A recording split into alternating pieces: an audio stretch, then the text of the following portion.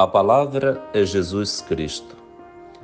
Celebramos neste domingo o terceiro do tempo da Quaresma. Eu sou o Padre Aldo Fernandes, vigário na paróquia Nossa Senhora de Nazaré, em Viseu, no Pará, membro do clero diocesano da Diocese de Bragança do Pará. E este programa quer se tornar uma ocasião sempre oportuna para viver segundo o domingo, viver no Espírito de Jesus, oferecer o nosso culto de adoração e de aliança com o Senhor, renovar a graça da Páscoa semanal que, na Eucaristia, o próprio Senhor refaz conosco, nos perdoando, nos acolhendo, nos falando, ouvindo a nossa profissão de fé e nossas preces e nos associando ao seu sacrifício que Ele oferece ao Pai renovadamente pela nossa salvação e santificação. É assim que a Eucaristia, de tantas maneiras, conduz a gente dia a dia, domingo por domingo, rumo à Páscoa celeste e definitiva, ao reino dos céus. A você, então, boa semana quaresmal.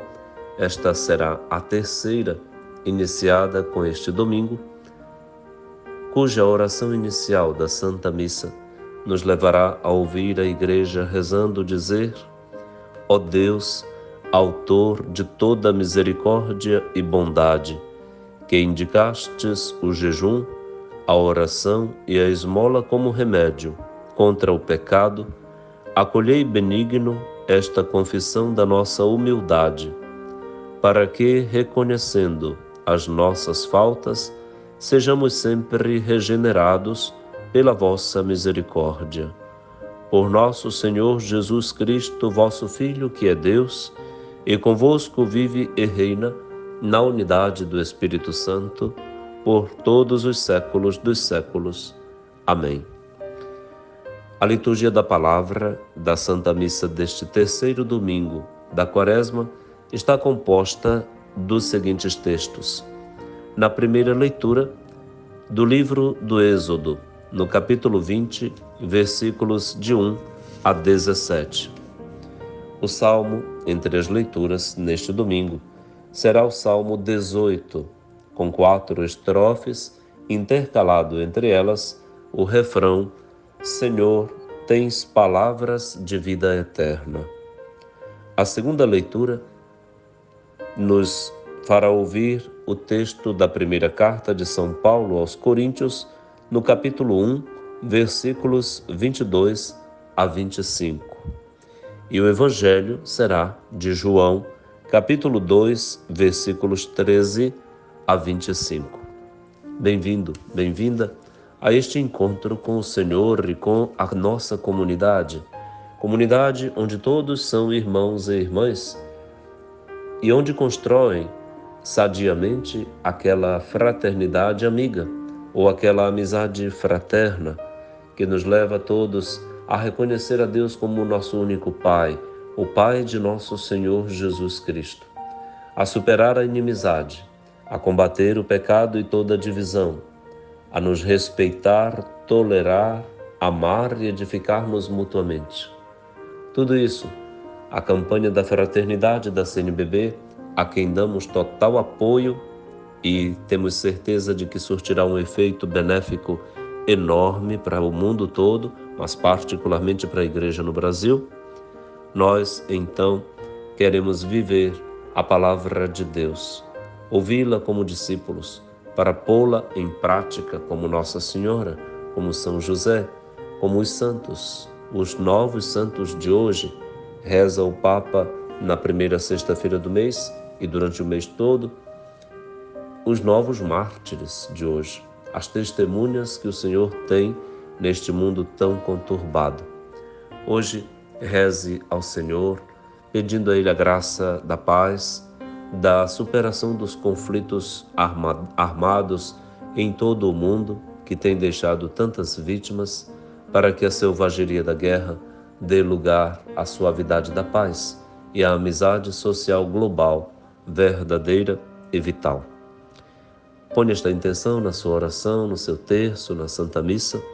Eu lhe desejo progresso espiritual, para que, progredindo no conhecimento de Jesus Cristo, conforme rezamos no primeiro domingo da Quaresma, cada um de nós e juntos possamos crescer na correspondência a Ele por uma vida santa, unindo aquilo que cremos àquilo que vivemos.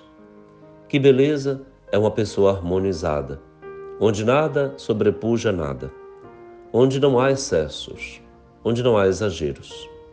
Uma pessoa exagerada para qualquer lado, ela sempre preocupa. Quando você perceber uma pessoa com exageros, com excessos, com excentrismos, com excentricidades, fique atento, algo não está bem. Por isso precisamos sim desta harmonia, deste equilíbrio. Algumas religiões propõem, inclusive, isso numa mística do Zen, do equilíbrio procurado a partir do próprio corpo, em sintonia com a espiritualidade, com uma mística até desencorpada, não é? Porque parece que tudo que vem do corpo, do baixo, da economia, da política ou da nossa carne, do sexo, é sujo, é proibido, é deletado da mística topo-urânica, né? Além da realidade física, da physis. Isso não é cristão. Nós temos a graça de viver a revelação bíblica do Deus que se faz gente, que assume nossa carne. O mistério da encarnação de Jesus Cristo é o ponto central desta procura de Deus por nós e da sede que sentimos dele. O ponto de equilíbrio não está em largar o que é humano para se tornar divino sem ser humano, nem do divino que deixa de ser divino para ser humano, excluindo a sua divindade. Em Cristo Jesus está a perfeição, a sabedoria, o poder, a maravilha, a excelência, o excelso, como ouvimos Paulo cantar na segunda leitura que acabamos de refletir. Por isso, estamos todos convidados a uma vida de harmonia.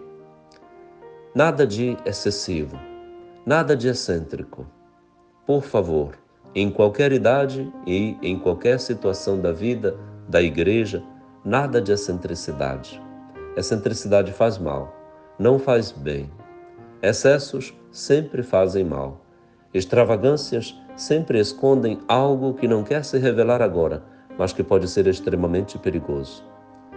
Que a graça de Deus limpe nossa vida de extravagâncias, excentricidades, de coisas estranhas, esquisitas. Para ser católico, jamais foi necessário ser esquisito. Para participar da comunidade, nunca foi necessário palhaçada de tipo nenhum.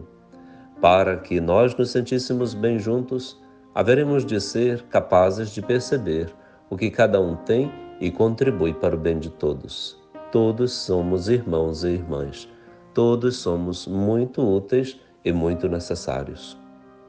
Vamos ouvir então o Evangelho deste domingo e daí colher a graça da luz que vem da palavra de Jesus para que a gente possa viver uma semana de combate a tudo aquilo que é excêntrico e que ocupa, usurpa, sequestra o lugar de Deus, do Deus da paz, da harmonia e da vida em nossa vida.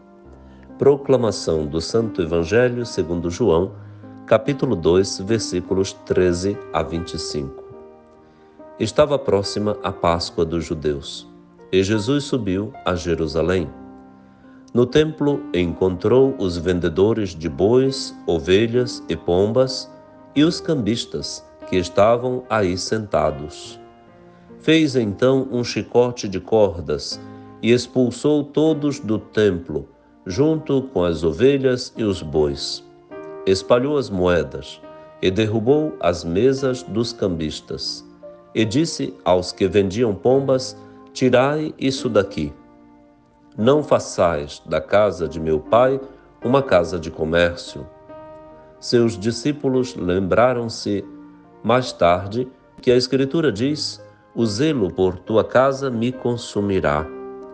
Então os judeus perguntaram a Jesus: que sinal nos mostras para agir assim? Ele respondeu: destruí este templo, e em 3 dias eu o levantarei. Os judeus disseram: 46 anos foram precisos para a construção deste santuário, e tu o levantarás em 3 dias? Mas Jesus estava falando do templo do seu corpo.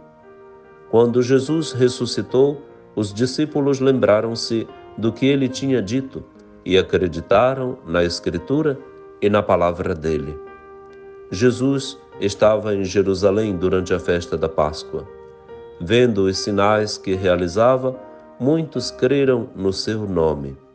Mas Jesus não lhes dava crédito, pois ele conhecia a todos, e não precisava do testemunho de ninguém acerca do ser humano, porque ele conhecia o homem por dentro. Palavra da salvação, glória a vós, Senhor. Um texto de grande profundidade este aqui. Um gesto sinalizador de muito conteúdo da parte de Jesus. Era próxima a Páscoa dos judeus. Portanto, a história estava próxima da sua virada de página. Jesus divide a história entre o Antigo e o Novo. O Antigo Testamento foi marcado por uma relação mercadológica com Deus, da teologia da prosperidade, da troca, da vantagem, da expectativa e do interesse em que Deus vai me dar, em troca da minha correspondência. A gratuidade quase que inexistia. A compaixão e a misericórdia, a ternura e a proximidade era selecionada, era eivada de interesses e, portanto, tinha dificuldades de se expandir.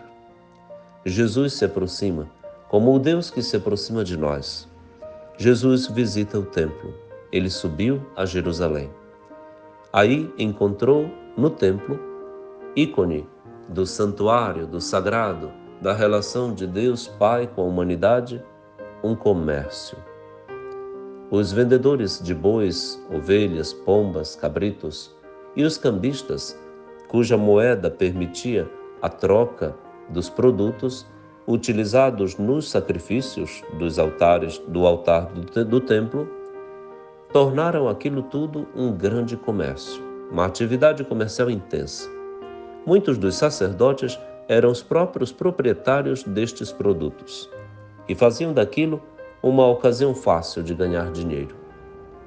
Era possível então que houvesse dentro do templo, ao mesmo tempo, pessoas e animais que conviviam numa troca de favores e de benefícios e de vantagens que destituía o culto e o templo da sua função e tornava aquilo tudo um misto de intenções, de forma que, onde a religião virava comércio, ela era destruída.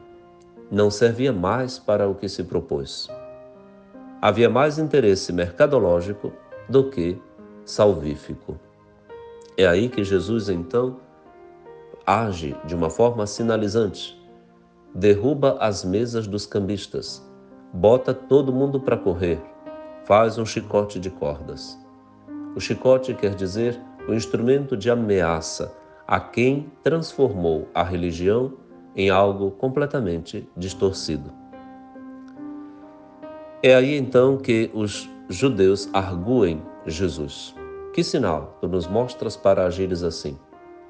E Jesus, então, fala do sinal que é o seu corpo, relativo àquele que é o sinal da religiosidade entre o céu e a terra, o templo. O novo templo é o corpo de Jesus, que vai ser destruído, como destruíram a santidade do templo com toda a atividade comercial instalada ali dentro. Por causa também de moedas, Jesus vai ter o seu corpo, o seu templo destruído por 30 moedas de prata. Por interesses ideológicos, Jesus vai ter o seu corpo destruído. Como por interesses ideológicos, ali não se sabe mais o que é o religioso e o comercial. Não tem mais limites. Tudo está misturado. Tudo perdeu a sua essência fundamental. O santuário está dessacralizado. Não é mais santuário. O corpo de Cristo vai ser dessacralizado. Vai ser escarnecido. Vai ser macerado. Ele não terá mais aspecto humano, como disse o profeta Isaías sobre o servo sofredor de Javé. Mas vai prevalecer o poder de Deus e a sabedoria de Deus, porque no terceiro dia, Jesus, morto, crucificado, vai ressuscitar. É aí então que Jesus revela a grandeza desta obra maravilhosa que o Senhor fez em si. Jesus não foi compreendido no momento em que disse isso, porque eles estavam fixados apenas na imagem do templo, que era suntuoso e que levou 46 anos para ser construído. E Jesus parecia ser um idiota, dizendo que o templo fosse destruído para ele reconstruí-lo em tão poucos dias. Não entenderam nada. Precisarão do tempo, inclusive os discípulos, para acreditar na Escritura e na palavra dele. Nada pode ser entendido em 3, 4 palavras. Com rapidez, precisamos entrar no mistério profundo que nos envolve e nos abraça, que a liturgia e a vida nos conduzem para dentro. Peçamos a nosso Senhor hoje que nos encha da sua sabedoria e do seu poder, da riqueza da sua palavra que contém vida eterna, e nos ajude a purificar também nossas comunidades e todas as nossas atividades de quaisquer interesses espúrios que dessacralizem, que tirem a grandeza e a beleza da realidade que nos liga a Deus e de cujo Deus, do Senhor, vem a vida eterna para tudo aquilo que a gente faz, também para o nosso comércio, para todas as atividades terrenas. Nada de separação, tudo de unidade, harmonizadora e respeitadora. Tudo sirva para a glória de Deus. Também a isso se subordine o comércio, o dinheiro e todas as nossas atividades. Ao Deus Pai de nosso Senhor Jesus Cristo, toda a honra e toda a glória, agora e para sempre.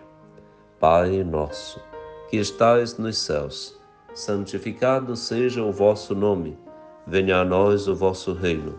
Seja feita a vossa vontade, assim na terra como no céu. O pão nosso de cada dia nos dai hoje. Perdoai-nos as nossas ofensas, assim como nós perdoamos a quem nos tem ofendido. E não nos deixeis cair em tentação, mas livrai-nos do mal. Amém. Abençoe-lhe o Deus Todo-Poderoso, que é Pai, e Filho e Espírito Santo. Amém. Programa A Palavra é Jesus Cristo, com Padre Aldo Fernandes.